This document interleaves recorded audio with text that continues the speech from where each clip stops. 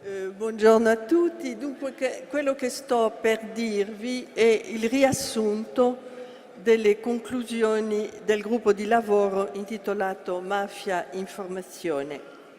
E in quel gruppo abbiamo in un certo senso delineato la silhouette del collega che scrive di mafia come quella di un giornalista schiacciato.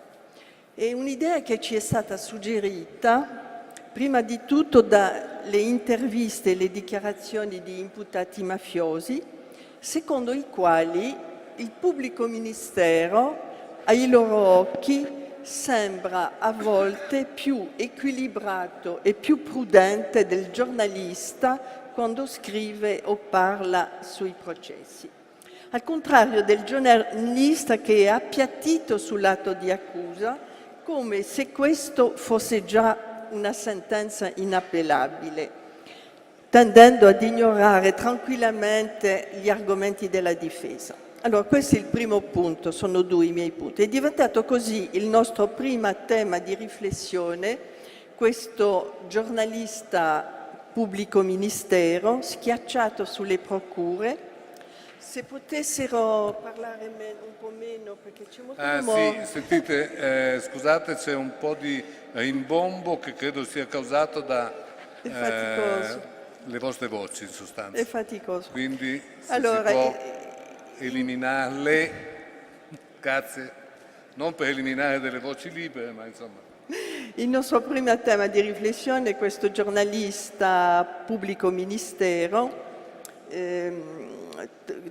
Qualcuno, tra l'altro, ci troverà qualcosa di molto positivo, in questo senso che l'appiattimento perlomeno evita che oggi ci sia qualche collega che possa dire di Totorina che è un presunto mafioso, cosa che succedeva 20 anni fa per Michele Greco, dimostrandosi dunque dalla parte dello Stato. Ma è sufficiente? Riflettiamo un po' sui numerosi motivi per i quali il giornalista di mafia tende a accontentarsi della documentazione fornita dalle procure o dalle forze dell'ordine e dunque a non procedere a inchieste autonome. C'è la fretta di scrivere, c'è una certa idea della concorrenza fra i media, c'è il modello del reality così rapido, efficace, unilaterale, gossiparo anche, col corollario inevitabile dell'uso cieco delle intercettazioni, in quanto prova materiale insormontabile del delitto.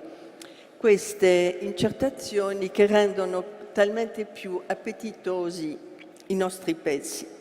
Ma c'è un altro corollario che potrebbe essere figlio dello schiacciamento, la nascita e l'affermarsi in seno alla professione di una casta di mafiologi, spesso palermitani, che sono come un mestiere nel mestiere e che rappresentano una vera e propria aristocrazia del discorso sul crimine organizzato. Il mafiologo che disserta sapientemente sui mafiosi diventa in questo senso l'incarnazione più perfetta, accattivante, affascinante, divertente anche, del nostro giornalista schiacciato sulle procure e spinto a ricamare sulle sue convinzioni, diventando a volte un vero e proprio romanziere. Il nostro secondo punto, non ho ancora esaurito il mio tempo, il nostro secondo tema è emerso anche lui dai nostri incontri e le nostre interviste, non è estraneo al primo, si potrebbe chiamare la logica dell'eroe. È una logica che nasce per noi giornalisti dallo sbarco massiccio sugli schermi delle fiction televisiva. In questo senso si può dire che c'è un prima di Gomorra e un dopo Gomorra. Gomorra inteso come fiction televisiva, non come libro.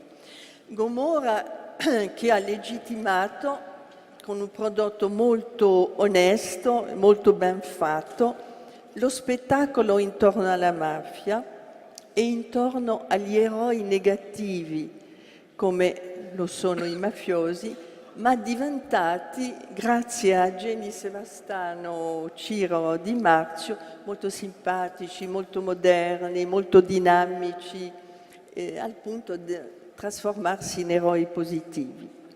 Se l'eroe mafioso è diventato quasi un modello da imitare e che comunque è in grado di confondere le idee, aggiungiamo pure la nascita e l'affermazione di un altro eroe autoproclamato, il magistrato antimafia in esercizio che si racconta dal vivo, si mette in scena, pubblicizza la sua saga, arricchendo il nostro patrimonio romanzesco con la sua autorappresentazione sacrificale. Ci rendiamo conto che rischiamo di scivolare sempre di più, noi giornalisti, insieme al pubblico dei lettori e spettatori, confrontati a questi personaggi un po' inventati che animano l'inconscio collettivo sulla mafia, rischiamo di scivolare sempre di più anche noi nella fiction.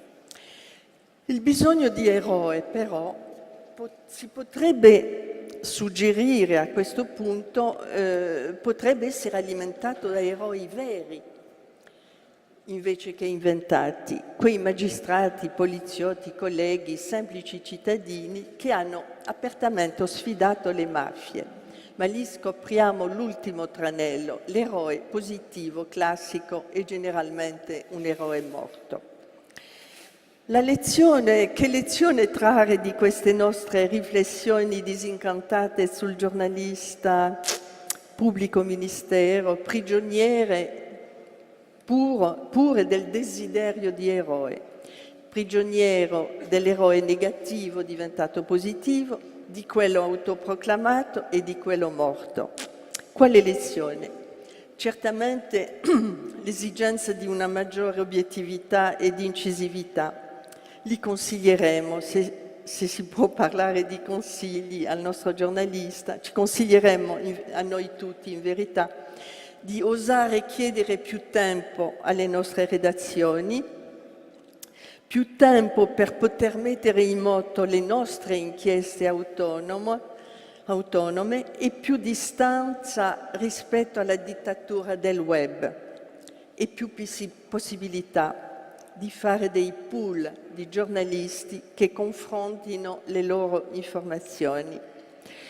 Meno concorrenza e più obiettività dunque, e saper privilegiare l'informazione sulla polemica, e non è facile, e non soltanto per il giornalista di mafia.